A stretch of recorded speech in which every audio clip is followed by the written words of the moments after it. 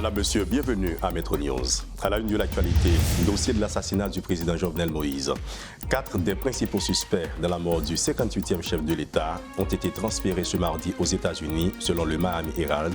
Le journal floridien rappelle que James Solage, Joseph Vincent, Emmanuel Sanon et l'un des Colombiens, Germán Rivera Garcia, doivent répondre aux questions de la justice américaine sur le sujet. Funérailles ce mardi à l'École nationale de police à Frères des 3 policiers tués par le gang de Vitellum à Métivier, dans la commune de Pétionville. À l'occasion, le directeur général de la police nationale, Franck LB, a invité les policiers à s'unir pour combattre ce qu'il appelle l'ennemi commun, qui est l'insécurité. Et puis, 8 partis politiques, dont le PHTK, Petite Dessalines, la Paix, l'OPL, UNIR, se sont unis dans une note en vue d'une concertation pour une sortie de crise.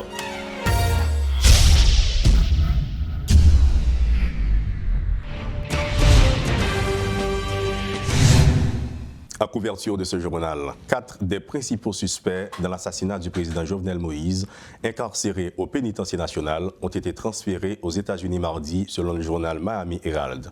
James Solage, Joseph Vincent, Emmanuel Sanon et le colonel colombien Germán Rivera Garcia doivent répondre aux questions de la justice américaine sur la question.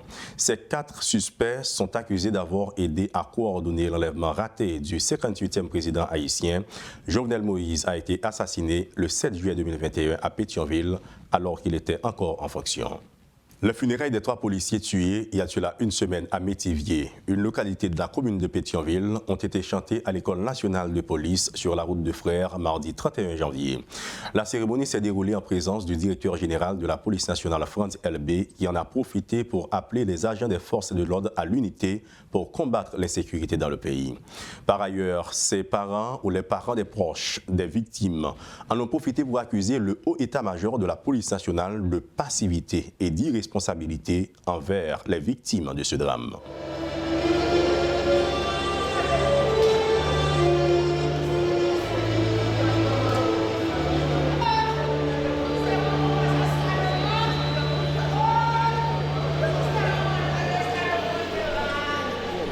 Police nationale en général, spécialement, on va même pas comprendre ça, mais c'est juste. Il y a après qu'on romantisme, que le cas de ce problème, on a fait pour nous, on a fait aussi. On a des même, on a des confiances en nous, pour que nous travaillions avec les pays. Et que nous l'assumons que le casse. Ma petite famille, policiers de sécurité, que la police là en général, donc on n'est pas rien que nous sommes capables de faire pour que nous combler vite que petit Mario et même la vie. Le seul arrêt pour garantir que la police a en bloc supporter un moment difficile. Frères, sœurs policiers, nous prenons beaucoup, nous blessés, nous secouer. Mais nous ne pas quitter tout ça, mettez dans la tête. Au contraire, il faut crier, il faut que nous mettions tête ensemble. Mettre toute force nous ensemble pour nous faire unité dans la police là pour nous avoir une réponse institutionnelle. Garde douleur, garde souffrance, garde souffrance, garde tranché, garde tranché, garde tranché.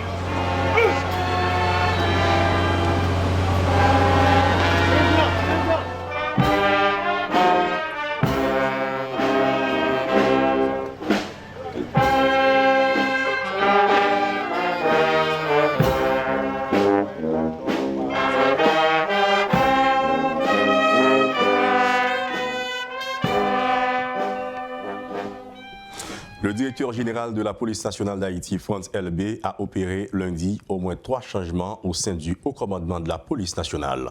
L'inspecteur général Jean-Lionel Tressil a procédé à l'installation du commissaire municipal Sergo Dasmi comme nouveau responsable du commissariat de l'aéroport international Toussaint-Louverture. Il remplace à ce poste le commissaire principal Isaac Mérélien, qui a occupé cette fonction pendant plus de 2 ans.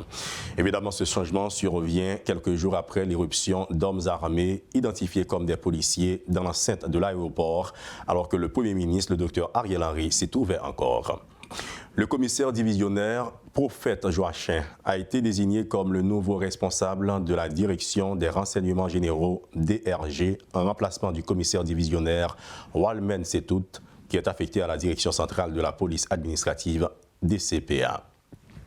Par ailleurs, le commissaire principal Aladin Jean-Louis, qui était responsable de la juridiction de Pétionville, est transféré à la direction centrale de la police administrative DCPA. Ces changements s'inscrivent dans la stratégie du haut commandement de la police nationale visant à redynamiser l'institution policière et donner une réponse aux fauteurs de troubles, assure le haut commandement de la police nationale.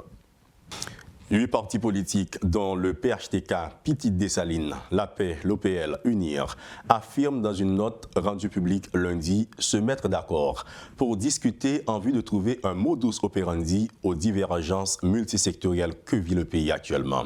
Selon le sénateur Jean-Charles Moïse, leader de Petite Dessalines, par cette initiative patriotique, les dirigeants politiques signataires de la note veulent transcender leur idéologie et leur clan pour prioriser le bien-être collectif. Panique à Belleville et à Vivi-Michel. Des citoyens de ces zones ont exprimé leurs préoccupations, leur ras-le-bol par rapport à des membres des gangs armés qui tentent de s'introduire chez eux durant la nuit. Des riverains vivent avec la peur au ventre, ils sont sur le qui-vive. Une équipe de Radio Métropole s'est rendue sur place. Reportage, Rodolphe Pierre-Louis. Là, il était sorti pour écraser pour entrer par ici. Avant là, par zone 2h du matin, par le 3h là, il n'y a pas de coups d'armes qui tirent dans la zone en bas. C'est un riverain de la zone qui explique ce qui s'est passé au cours de la nuit durant le week-end écoulé. Des hommes armés ont tenté de s'introduire chez des citoyens en abattant les murs de clôture de leur maison avec des engins lourds. Mais là que nous demandons des informations, ils disent que c'est les nègres qui tapent casé en bas pour monter dans la zone. Pour monter, mais grâce à Dieu, les nègres repostent ensemble avec eux. Les nègres en bas, Belleville là, on a reposté à les nègres. On a la nègre pas de temps fin casé mi pour entrer. Bien qu'il y ait des postes de contrôle à l'entrée de Vivi-Michel et à Belleville, la peur s'installe chez les petits commerçants comme chez les riverains qui restent cloîtrés chez eux. Aucune patrouille de police n'est remarquée et certaines stations de motocyclettes de la zone commencent à gagner de l'importance. On barre route là par en bas comme si on bouchait pour nèg en bas. Oui, pour nèg torsel yo pas monter dans la zone là parce que si on monte dans la zone là, nous ka gain problème là. Il ne fait aucun doute que les groupes armés cherchent à prendre le contrôle du quartier, estime ce citoyen. Les résidences privées ne sont plus à l'abri des menaces des bandes armées. Pour l'instant, elles n'attaquent qu'en pleine nuit et par surprise. L'autant des bruits balio, quel que soit la journée, ça a un problème en pile. Parce qu'on est dans une zone torselle en bas, côté, tout le temps des bruits balles, matin, midi, soir. On ne sent pas en paix, on sent comme si on passe tellement à l'aise dans la zone boisière. Des zones de torselle ou de perniers sont désertées à partir de 5 heures du soir. C'est apparemment le même tableau à Vivi-Michel et à Belleville.